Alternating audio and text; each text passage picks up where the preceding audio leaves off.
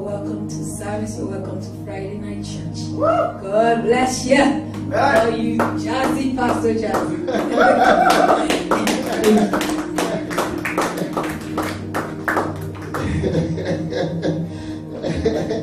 It doesn't rhyme, Pastor Jazzy.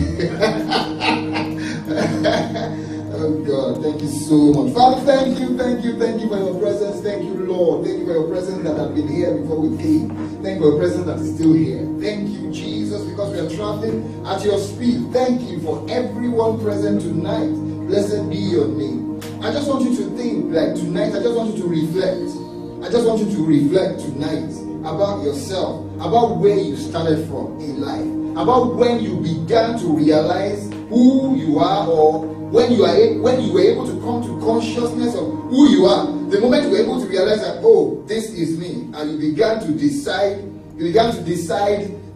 this is how I'm going to dress, this is how I want to look, this is where I'm going, it's just a reflection of what I want you to have tonight. And just look at the ups, look at the downs, look at the places you've been, look at what had happened, look at where God had taken you out. Oh, don't let me say God. You thought you had the wisdom or the, how do I put it? The heart. You were wise enough to have taken yourself out of every problem. But no, it wasn't you. It was God. It was God. He is the wind beneath our wings. Without his wind, we cannot fly. If you fly by yourself, men will cut you down. When you don't even know that men are thinking about you, men are thinking about you. When you didn't think anybody was even giving credence to who you are, they were thinking about you right from when you were young. They were already looking at you. They were already looking at this guy, this young lady, the way she's going to grow. She's going to be great. She's going to be so great. This man is going to be so great. They were already looking at you.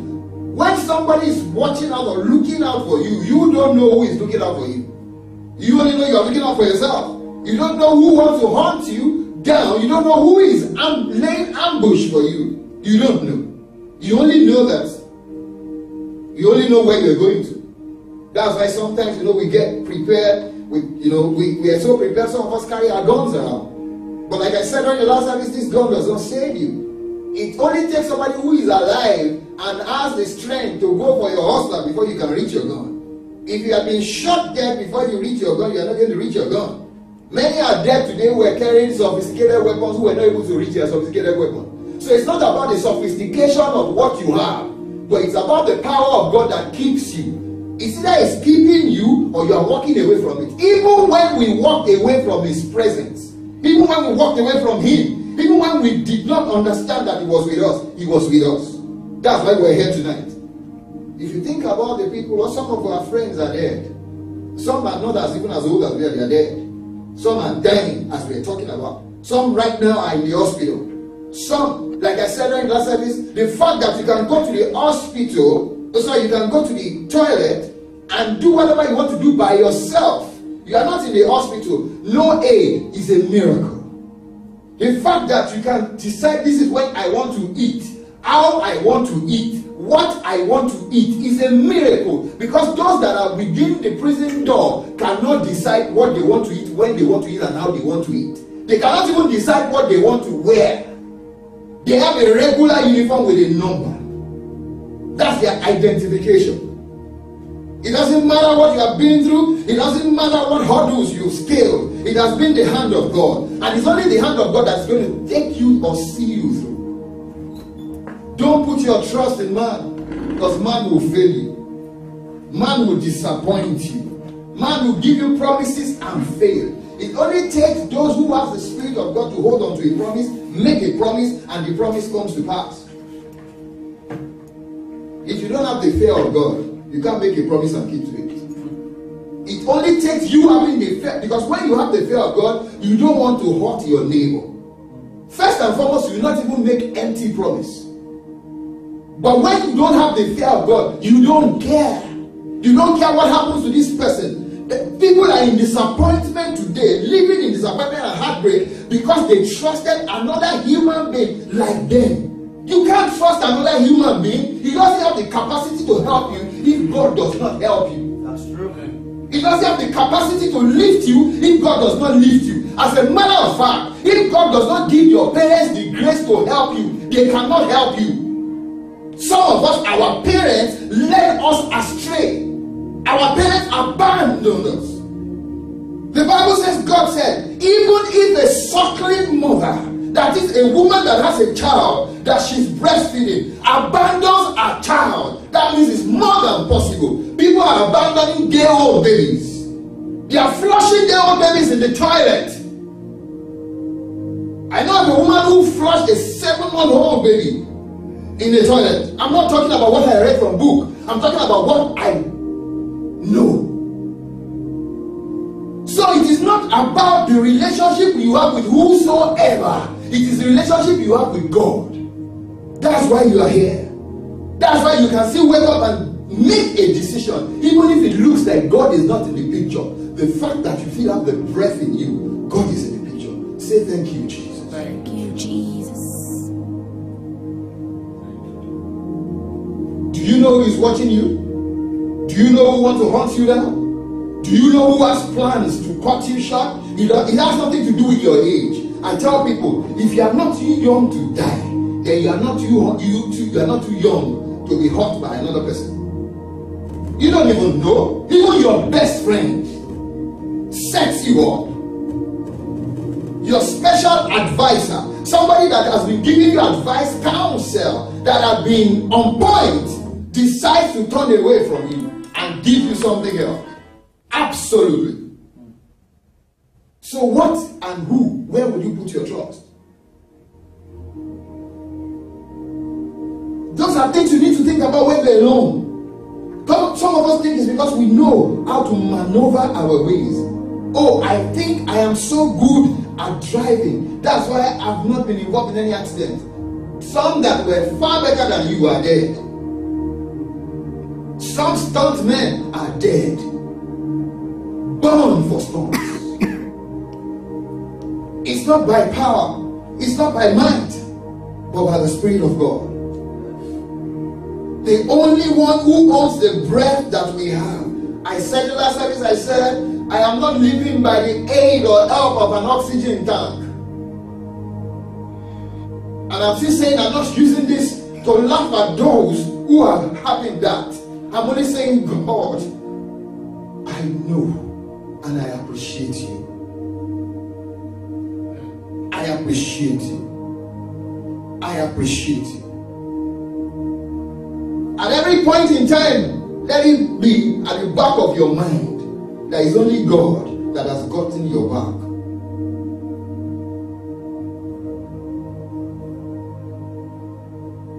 Why am I saying this? Why am I talking like this tonight? Because of this.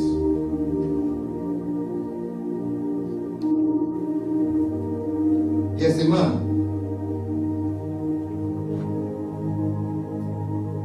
His name is Ahithophel.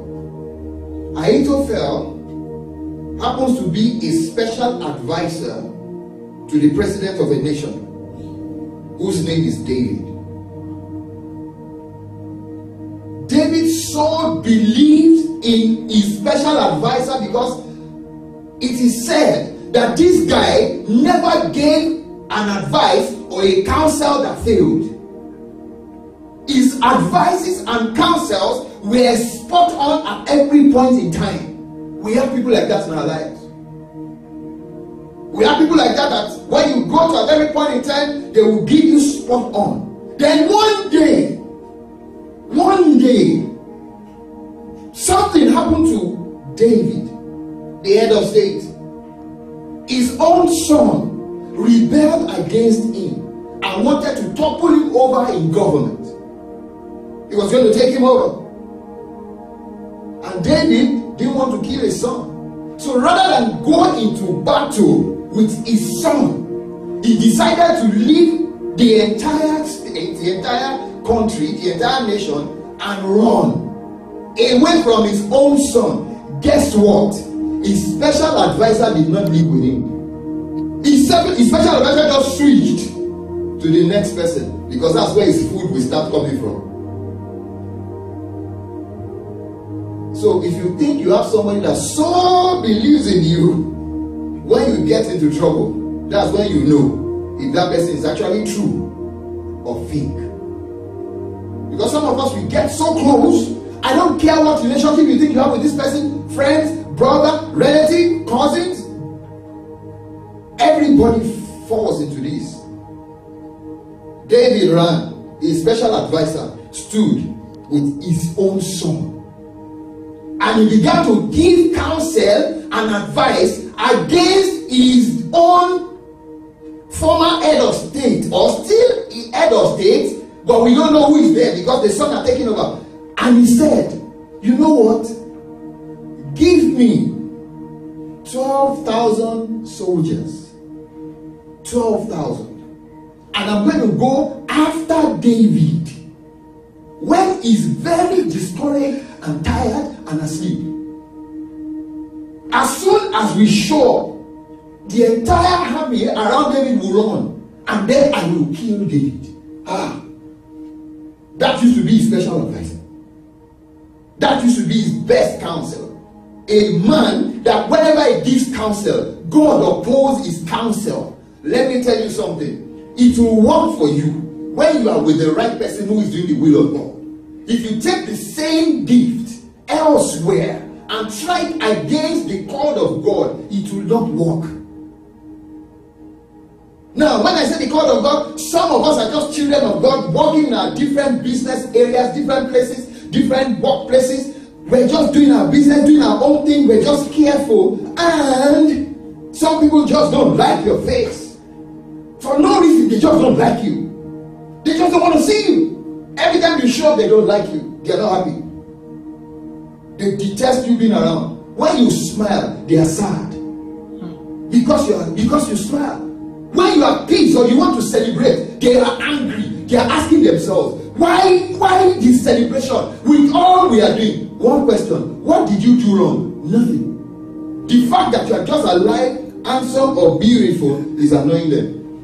The fact that your business is going on fine is annoying them. The fact that you have a dream and you are in pursuit of your dream is annoying. Anyone that has a dream to pursue will not have your time. They will concentrate on their own dream. Ahithophel said in the book of 2 Samuel chapter 17. I'm just going to, you can read it later. He said, give me 12,000 soldiers. That means 12,001, because it's the one. He said, give me 12,000 soldiers and I'm going to go after David when he's most discouraged. When you are most discouraged, where do you go to? Who do you trust? When your heart is broken, when you are confused, who do you depend on? Your special advisor? Your best friend? Your hobby? Your dad? Your mom? No, God first. He's the only one that will not fail. Once you shift your attention and your focus away from God, you are setting up yourself for failure, disappointment, disgrace. Give me 12,000 soldiers, including me, 12,001, and I will go after the man that I have always counseled, and I will kill him. I'm not going to go after him when he's alive, when he's awake. I'm not going to go after him when he's strong. I'm going to go after him when he's down and discouraged and asleep. That's when the enemy comes to attack. When you are discouraged, he can actually send a friend to give you a wrong counsel. It can come and give you thoughts. Every suicidal thought comes from the devil. Those that have committed suicide that are dead today started from just one thought, just a thought, and they settled it that I am no more fit to live, and within few seconds it was completed. It's a spirit of death. It goes from one person to the other. If the spirit kills the father and the father commits suicide, the spirit is not going to die. Once that man is dead, the spirit does not stay in dead bodies. He loses another living body and comes into it. That's what I told you about the story of this young lady in one of the American states. 16-year-old musician, beautiful future. Remember that her dad died of car accident when she was younger. Posted it on the social media. She was missing her dad. Her dad was killed in car accident. That same day, she died in a car accident. 16-year-old. There's another story of a man who committed suicide and the son committed suicide. And you are thinking, we saw a news, the new one, I don't know if you heard the news or you saw it, of this man who will tell female real estate people, agents, tells them that he wants to see an apartment. And if you go in with him, he will assault and abuse you. This last one, the woman said she just felt that this man was going to hurt her. She opened the door and stood outside.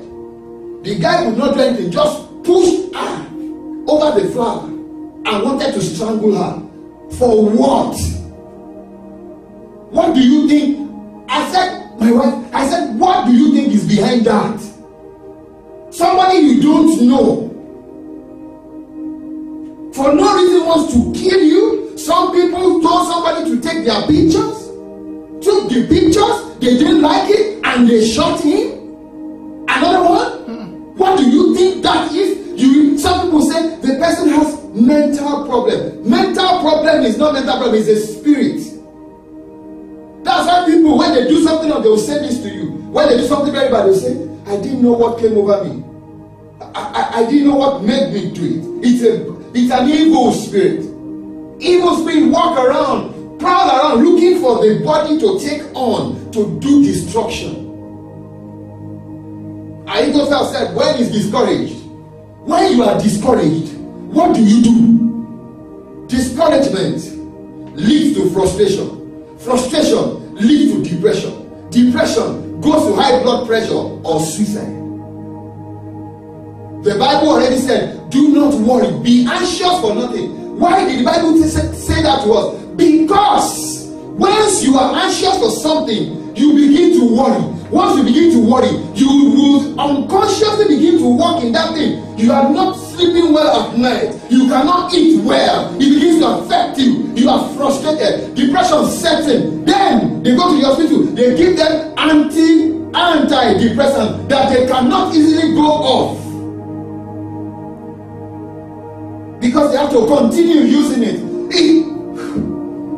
They wanted to treat drug abuse. They created a drug to treat drug abuse. Now the drug they created to treat drug abuse has become abuse. They are now addicted to what is supposed to be used to treat them. Now they are pulling it out from the system. That tells you that it is beyond medical science. Why would somebody just not like your face? Let me tell you the story of another young man. His name is Joseph. Joseph, born into a family where he had brothers. His dad liked him more and now created a garment for him, coat of many colors. Then his brother just don't like him. Why? They just don't like him. They just don't like him. Why would somebody know? How would you expect people that don't just like him? I said, when we come, I said, there are some people, I just don't like it when they pass me by and I say hi and they put their nose up. I ask myself, how comfortable are you passing by a human being like you? You say hi and they just go up like you're an animal. Just do you think about it? You are in a lift going to the 11th floor with another human being like you, and you stay like this in the lift like that person does not exist. We are not saying you should open up a conversation. We are just saying courtesy demands. Joseph, young man in his house, had a dream. The fact that the dad loved him more Number one problem. So if somebody loves you more, you have enemy, you just don't know them yet.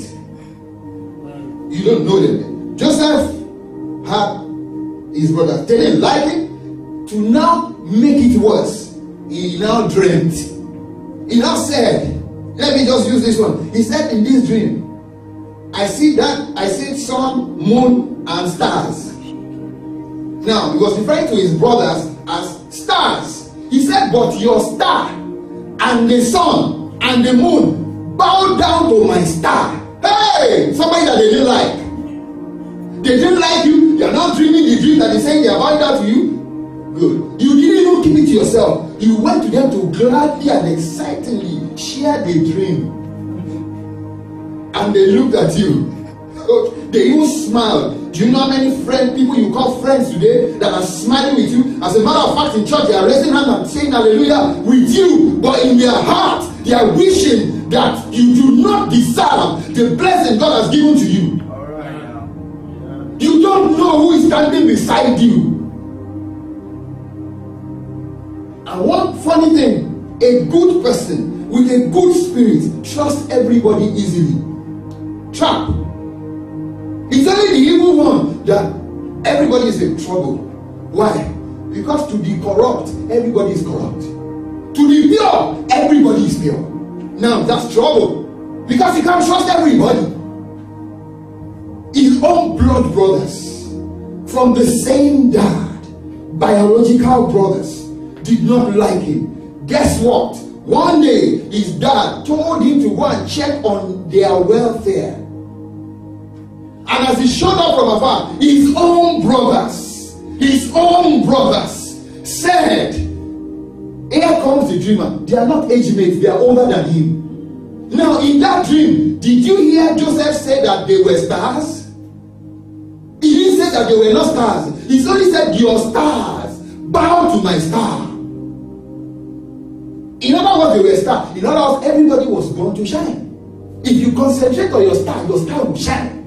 But when you concentrate on another person's star because you think that star is shining better than your own, your star will never shine. Because the time you're supposed to invest in causing your star to shine, you are investing in creating ways to destroy another person. All they were thinking, here comes the dreamer. Guess what they said? Let us kill him. His brothers. And he was coming rejoicing. Pure heart. Isn't that how some of us walked into traps? We just went to see somebody that we trusted and we got raped. We just went to see someone that we trusted and the police came while you were there and took everybody because they were already tracking them as criminals and took everybody to jail. Not everybody in jail today actually committed the crime. They were just at the wrong place, at the wrong time, with the wrong set of people.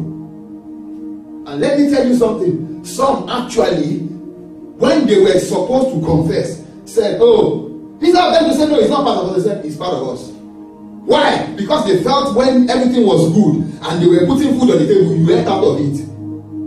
So because you ate out of it, you must pay for it by going to jail with them. Evil in this generation that we're in. I don't think, oh, it's going to get better. That's why every day when you wake up and say, God, order my steps today. Let the right people come around me. Let the right people find me. Wherever I go, let me meet with the right people. Some people will go to a place and they are only supposed to receive a signature on their form, just an attestation. But because this person is just not happy about seeing, he refuses to sign. And then somebody suffers. Joseph with a dream.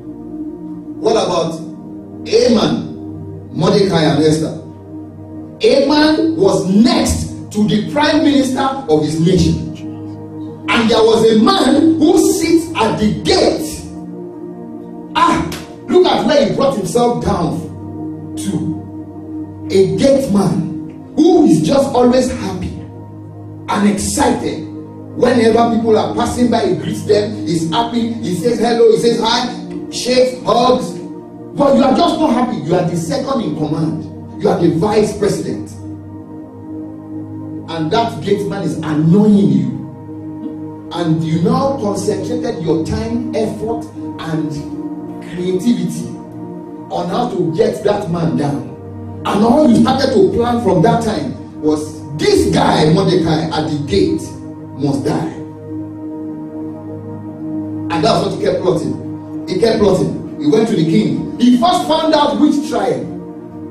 Where is this gate man from? They said he's a Jew. Good. He said all Jews must die. For because of one man. He now set out plots to make sure the king signs a decree that will make all Jews die. Because of one man. But at the end of the whole thing, this man, Haman, after doing all he knew to do, and all the connection he had and the relationship he had with the king, to set the gate man down, God showed up. What about the Israelites? They were traveling. Let's assume a nation traveling from one location to another. I don't want to put any name. And then some people just saw them. This nation, why is everything just so good about them? Why is everything working for them? The nation, they don't know anything. The man just thought, and I've been hearing good news about this nation. And he went to hire somebody to do what? Come and curse them. He said, when you curse them, everything will go wrong with them. Now, this person that was hired actually at that time, was a spokesman or spokesperson for God. So whatever he says goes. A king said, you need to curse this nation. The guy said, the spokesperson for God said to the man, "Oh king, wait, let me go and pray." And God told him, you know what? You will go with him like you want to go and curse. But when you get there, whatever I tell you to say is what you are going to say. And he went on top of the hill. The people they were plotting about didn't know anything. They were just in their own camp. Like we are. We don't know. We don't know. We don't know. But God was working on their behalf. Then this guy got up, and as he got to where he was going to curse, as he opened his mouth to begin to curse them down, what came out of his mouth was, "Blessed are you. He that God has cursed, has blessed, can never be cursed." And then the king that hired the spokesperson got angry. "I didn't bring you out to come and bless." The guy said, "No, it's not me blessing. God has blessed these ones. Nobody can curse them." That's why some of us are still here. If God had allowed the enemy, we would not be here. Some of us would have died young. Some of us would have been aborted. Some of us would have actually been poisoned by the poison we ate. But we passed out of our system like nothing happened. You didn't know something happened because you didn't die. God, too bad that those that died from poison cannot come to tell the testimony of their death. Some died from headache. How many times have you done something that is supposed to give you headache, yet he kept you? The king did not stop. Just as some people right now are saying, Kelvin or this woman can never progress. The guy said, "You know what? I'm going to change the direction or the location where you have got. I'm taking you to another location."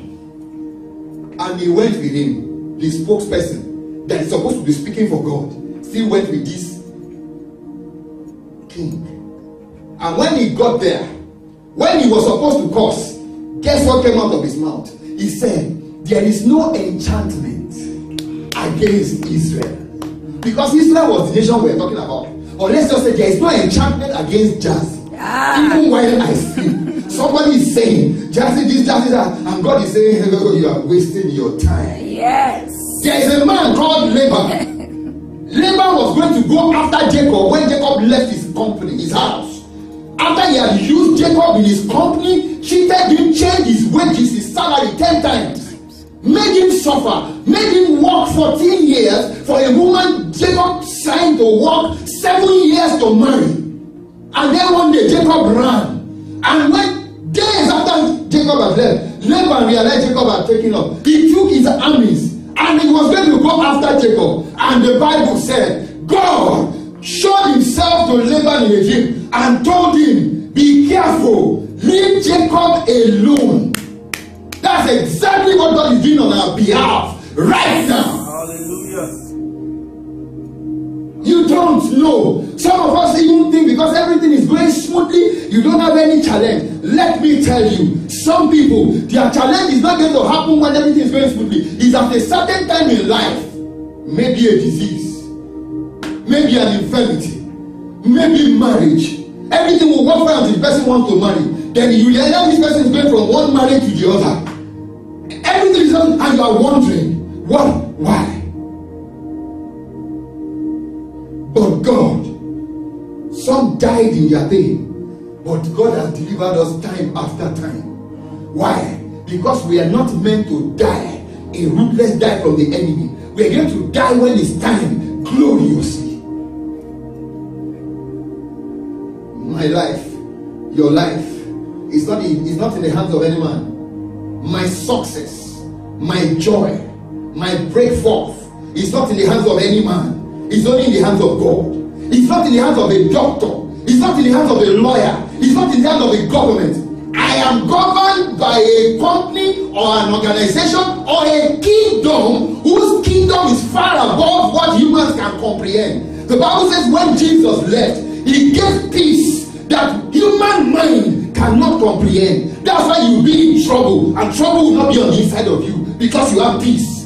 That's why you travel in a car or you are in a plane and there's so much turbulence and you are so rest assured that you cannot crash. This plane cannot crash. Even if everybody in that plane is meant to die, but because you are there, it won't crash. It will land because you are there. Because what you carry is a presence that money cannot buy, and God cannot be advised to say, be with this or be with that. No, he decides to bless who he wants to bless, show mercy to whom he wants to show mercy. He doesn't need anybody's advice to bless me or bless you. He doesn't need anybody's advice to make a way for me in the desert. Even when I go through the valley of the shadow of death, in other words, when there are challenges, when it looks like there's so much pain around, he's just using that pain to keep you, to train you, to strengthen you, to let you have wisdom. Because he already said to you, you are like sheep among wolves. Be gentle like a dove, be wise like a serpent. You think he didn't know? The Bible says Jesus knew all men. He did not commit himself to them. Be warned, those of you that you commit yourself to man. Laban went after Jacob. Do you know that after God warned Laban, he still went after Jacob? Caught up with Jacob. Now told Jacob, if not that God showed himself to me last night, not to touch you. Eh? What if God did not show you? That means that would have been the end of Jacob. Actually, Jacob is the founder of cheating. He will swindle you.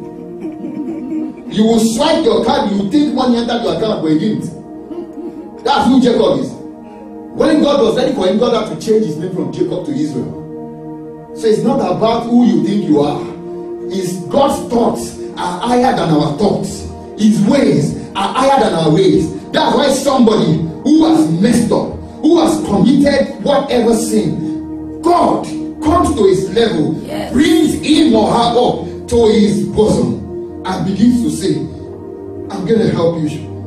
Your light is going to shine again, but you must not return back to that vomit. And he puts your leg on the slip. Do you know that this earth is a slippery surface? We know what the slippery surface is. This earth is a slippery surface for the enemy to want to cut it down. But the Bible says it stabilizes my feet on the slippery ground of this world.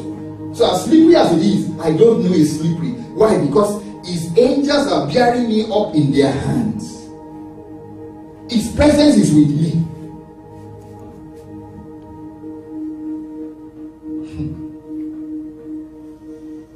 Daniel advisor to a president. Also, not one in his time.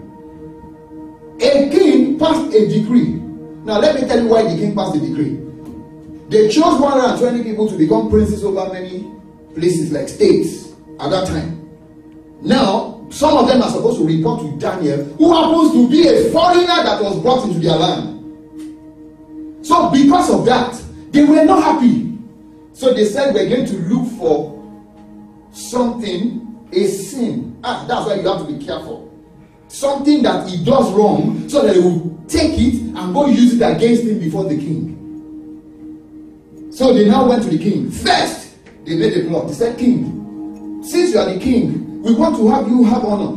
Make a decree that everybody in this land, at least for the next 30 days, must not pray to any other god but your God, but you. Why? Because they knew Daniel is a man that always prays to the God of heaven. And he doesn't hide his prayers or his prayer session. Guess what? After the king signed that, the Bible said, and as Daniel saw that happen, the next day when Daniel was going to pray, he got into his house, opened the windows, opened the door, and began to pray to his God. The Bible said, they that do know their God shall be strong. All right. So it doesn't matter what degree. As long as you don't have what I say, the prince of this world comes and he has no property in him. In other words, it's just like when a policeman stops you. First and foremost, before they stop you, you are not afraid because you are not overspeeding and you don't have drugs or something that is against the law in your car. So you are at peace. You are at peace. You are not afraid. You are only afraid if you are a criminal yet uncaught. Loose canyon. But when they stop you, you are so rested. One day, the first and the only time, I was going from Surprise to Tolleson on Wigwam Road. I'm supposed to be driving at 45. I was on 50 something at 11 p.m. And I saw this unpainted car behind me, flashed me, and then the light came on, and then the siren. I said, oh my days. I first looked at it like, oh my days. Oh my days. I'm supposed to pull up. I didn't pull up. I stopped right in the middle of the road. The guy said, pull up. I pull up. He didn't come. I don't know what they are doing. Maybe they are checking the license. Maybe you should run. It's a trap. Don't run. They are checking you out. They are checking your license plate. Oh my God. I stood there. The first thing I said, as always, I said, my angel, help me tonight. I have done what I'm not supposed to do. Then the policeman came out. He didn't come close to the car with his hand on his pistol like this because it was late and it was dark. Hi, how are you? I said, fine, thank you. Is anything the problem? I said, nothing is problem. You are driving? I said, I'm sorry, sir. He said something, I said, I'm sorry. Everything he said, I just kept saying, I'm sorry, sir. I'm sorry, sir. All my friends, I still ask for my license. I gave it to him. Insurance. Who owns this car?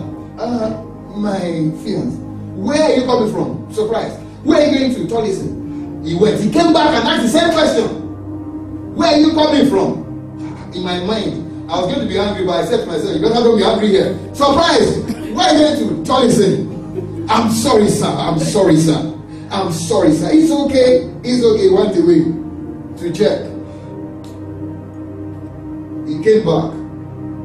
He said, I'm not going to give you a ticket. I said, thank you, sir. Thank you, sir. Thank you, sir. Thank you. I said, I said, it's okay, it's okay. I said, thank you, sir. He said, it's okay. I said, thank you, sir. Why? I knew I was above. And since that day, I drive. When I'm going, I'm like, you this car, you are looking for a place to speed, not here. I'm in control. Imagine driving a Tesla and you want to move. The car is saying, move. And you're saying, I'm not moving you now. When I'm traveling to California, I will move. Even when you are traveling, there's still speed limits. Why do you not have those sport cars? Speed cars. You accelerate, boom! I said, for what? For every boom, you hear boom!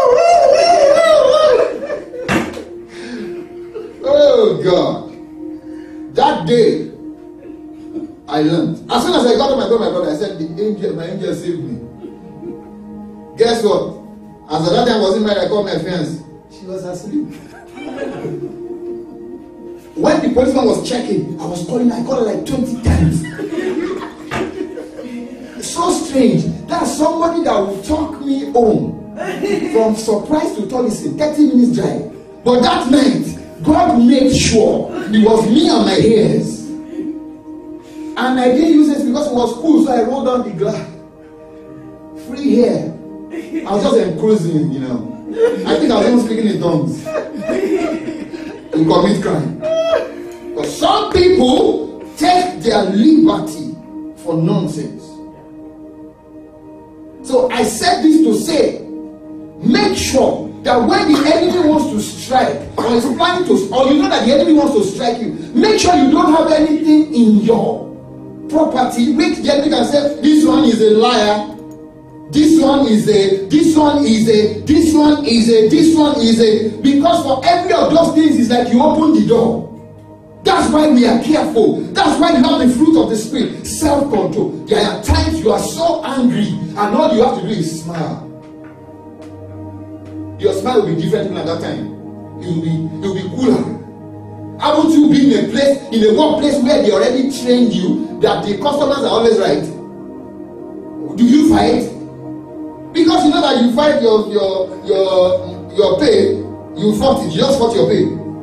It's like you fight or you abuse your client, you sign, I resign. Let's not. So be careful. Somebody is watching you. Somebody wants to do you harm. Somebody you don't know. I need you to, you know, just at every point in time. No. Let me just give you one more. Our Lord and Savior Judas. Jesus. Our Lord and Savior had Judas. That's our Lord and Savior. Jesus Christ. Some people plotted against him. Our Lord and Savior Jesus Christ had Judas plot against him. They plotted against him. They were going to take him out, and he was his own disciple. Somebody in his house, somebody in his cabal, somebody in his own group. When the enemy wants to get you, you cannot use somebody that's far away from you. The enemy uses the closest person to you. If that person has sold out. What are the consequences? We definitely know that somebody wants to deal with you or deal with us. There's an enemy. And you are trying your best, doing your best to make sure that you are not in the book where the enemy can quote and say, oh, Jazzy abuse, Jazzy lie, Jazzy this. You will not thank God for grace. But even Jesus said, go and sin no more. Let me tell you about Solomon. Before Solomon was born, first and foremost, Solomon was not the person to go to the throne to become king. Grace made him king. Grace made him the richest and the wisest king. He asked for the right question when his heart was right with God. Then Solomon's riches, the same Solomon that when he was going to offer sacrifices to God, killed almost 1,000 bulls at a go to say thank you, Lord, not to make a request. All he asked, and God came and said, wait, all this thanksgiving you are giving to me, what do you want? You know, that's how men operate. Because when you are beginning to do something, the person says, this person needs something. God asked him, what do you want? Solomon said, wisdom. To be able to go in and out before these great people you have made me king over. God freaked out. Like, what? That's all? Wisdom you have already. Riches I give to you, you didn't ask for. That's why the Bible says Solomon, apart from Jesus, is the wisest king, or was the wisest king on the face of earth. The richest. But this same Solomon, shortly before he finished his tenure, guess what? Because his heart was to women, he had 700 wives, 300 concubines. Now, that wasn't his problem. These women now turned his heart away from God. And because he was in love with them, he began to go to their gods. He began to go to bow to them. That was one major warning God gave to him. Don't ever bow before another god. That was exactly what the enemy planned for him. And he went from one. Bible says when Solomon got in the older. Let's read it. Let's read it. Let's read it.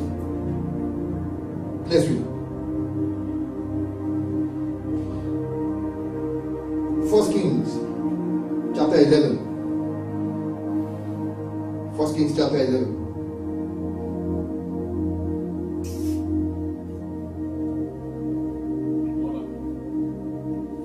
First Kings chapter 11.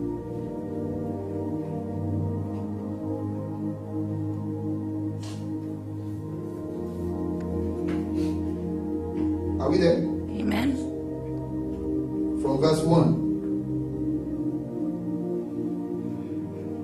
Let me just read quickly through King James. But King Solomon loved many strange women, together with the daughter of Pharaoh, women of the Moabites, Ammonites, Edomites, Zidonians, Hittites, don't worry, of the nations concerning which the Lord already said unto the children of Israel, you shall not have anything to do with these people. That's exactly where he went. That's where he was misled to. Yes, shall ye not go into them, neither shall they come into you. For surely God has warned him. God said, they will turn your heart away from your God. And in spite of that, the Bible says Solomon clave unto these people in love. May we not love the wrong people. Amen. May we not fall in love with the wrong person. Amen. May we not be misled. Amen. Love does not have eyes. Love does not have brain. Love does not reason. Love does not think. Love is unquenchable. The prayer is, let it be to the right or with the right people. Now, he has 700 wives, princesses, and 300 concubines, and his wife turned away his heart. For it came to pass, when Solomon was old, that his wife turned away his heart after other gods, and his heart was not perfect with the Lord his God, as was the heart of David his father. Now look at what happened. You would now think that what happened to Solomon, Solomon would not pay for it. This was how he paid for it. For Solomon went after the other goddess. Let's read it. Verse 8. And Solomon did evil in the sight of the Lord, and went not fully after the Lord as David his father. Then Solomon built a high place he built an altar for foreign gods.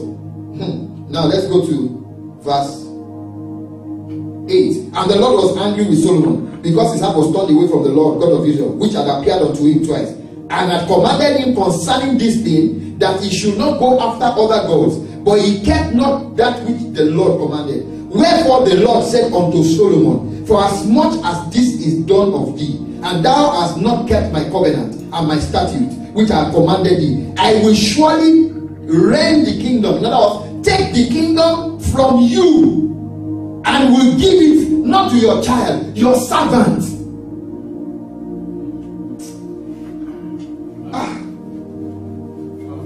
Do you know what that means?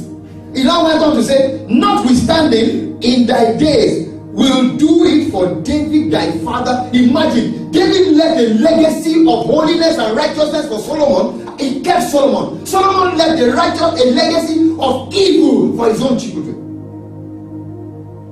Notwithstanding, in thy days will it not happen because of David's sake, but I will rend it to your son. Howbeit, I will not rend the kingdom away, but will give one tribe to your son. And the Lord, now this was when the Lord started, and the Bible says the Lord stirred up an adversary, an enemy of Solomon. Let me tell you, if you are an enemy of man, it's okay, but when you become an enemy of God, only God can help you. There is no human being on earth that can pray for you. That's the consequence. Lot's wife, they were commanded to leave the particular place where they were because of sin, but because the heart of Lot's wife was too attached to her material wealth, when they left, the angel told them, as you go, don't look back. As they were going, the Bible said, behind Lot, that means the Lot was in front, the daughters were with Lot, the wife was behind. She just quickly took a swipe and the Bible says she became a pillar of salt. Rahab, when she was going to leave her father's house, when she was going away with Jacob, the Bible says she stole the gods, the idols of her father. Why would she steal the idol? Because that's a failed family. Because the girl thought those gods were working for his father. Because she didn't have any reason to steal them, because she wasn't going to sell them.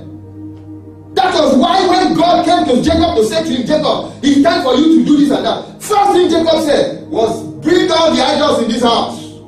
So in other words, Jacob knew the right thing to do, but he did. Because of his love for Rachel. Oh, sorry, for Rachel. Rachel was the one that stole. The Bible says the king at a particular point in time commanded people to come. To bring the people they brought from exile. Babylonian took some Israelites in exile, the best of them. And now he commanded that these people should be given the best of food and wine. So that, because they were going to be working with the king, in their mind, that was what they thought makes people excellent. But what makes you excellent is not from outer, it's from inward. What makes you excellent is your spirit. You have an excellent spirit. If you have an excellent spirit, everything about you is going to be excellent. It will show in the way you dress. It will show in the way you address people. It will show in the way you relate. It will show roundabout. If you don't have an excellent spirit test, everybody will know. People will not even want to have too much to do with you. Even if it is little you have, with excellent spirit, you are going to command so much respect. Even if it's one shirt and one trouser you have, if you have an excellent spirit, that's just the beginning.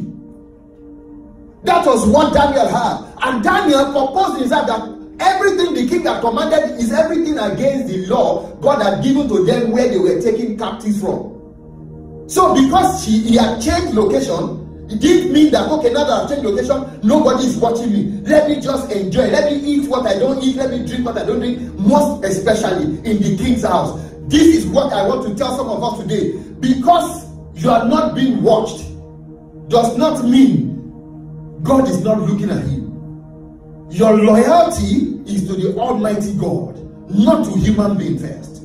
If you love God so much, you will not hurt another human being. If you love God so much, you will respect another human being. If you love God so much, you will take care of your wife, you will take care of your husband. You love God so much, you will not let any evil thing happen to your children. You will begin to teach them right from their young age about God, because you know that a time is coming when you are not going to be there to be able to take them in the way of God. I know some of our parents fail, but we can make a decision by ourselves. Daniel proposed in his heart. It was a personal decision. I am not going to defile myself. Not just him, Shadrach, Meshach, and Abednego, and Judah. They said they were not going to defile themselves. The guy in charge of them said, you can't do this, because in another day, in another time, they're going to check on you. They want to see how everybody. He said, out of everybody, you guys will not look lean and suffering. He said, no. You know what? After 10 days, come and check us out. The Bible says, after 10 days, they checked out Daniel, and the rest, Daniel that did not eat anything, with other people that were eating, the Bible says he was 10 times better in everything than they that were eating and drinking everything. So today, two things. You are praying. What are you praying for? First and foremost, according to Hebrews chapter 12, it says, let us lay aside every weight and sin that doth easily make you fall. Let me tell you something. You know what takes you off guard. You know your weaknesses. Once you know your weaknesses, you begin to ask God for strength in that area first, and then secondly, you make sure that you know that you cannot stand being around a woman. You want to have something to do with a woman. You know that. Then first and foremost, you tell yourself, I'm going to cut myself away from having female friends, because right now I cannot hold myself. Because let me tell you, your weakest point is your enemy's open door. I was talking to Kelvin. I said, Kelvin, are you online? Are you on Instagram? He said, no, I'm not there. He said, I want to get stronger, deeper in the word of God first. If I have time, I said, Kelvin, you are not missing anything. It's not compulsory. If you are not selling anything, there's nothing you're doing there. Trust me. If you are selling something, it's good. Because there are too much distractions on the internet. You see one post on Facebook, you are taking your eyes off it, but your heart is not going away from it. You just say, let me just click it quickly. You click, it takes you to another link. It takes you to another. It takes you to another. You are gone. You need to discipline yourself. Tell yourself the truth. This is my weakness. The Bible says, let us lay aside.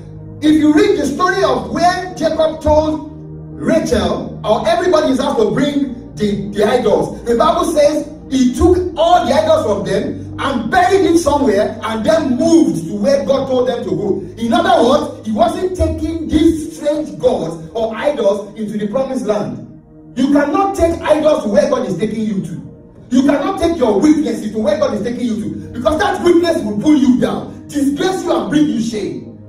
You need to deal with that weakness and that shame. You need to disgrace that shame personally. The Bible says, judge yourself first. 1 Corinthians, it says, judge yourself first. If you judge yourself, you will not be judged by others. But when you don't judge yourself, you make an error. People begin to judge you. Who says, you know what I say? Who make you a judge? The Bible says, as a church or as God's people, you can make some judgments. Why? Because there are standards. Choose God's culture above human culture. Human culture is human nature and it kills. It doesn't have anything good. God's culture will love you even when you are not lovable.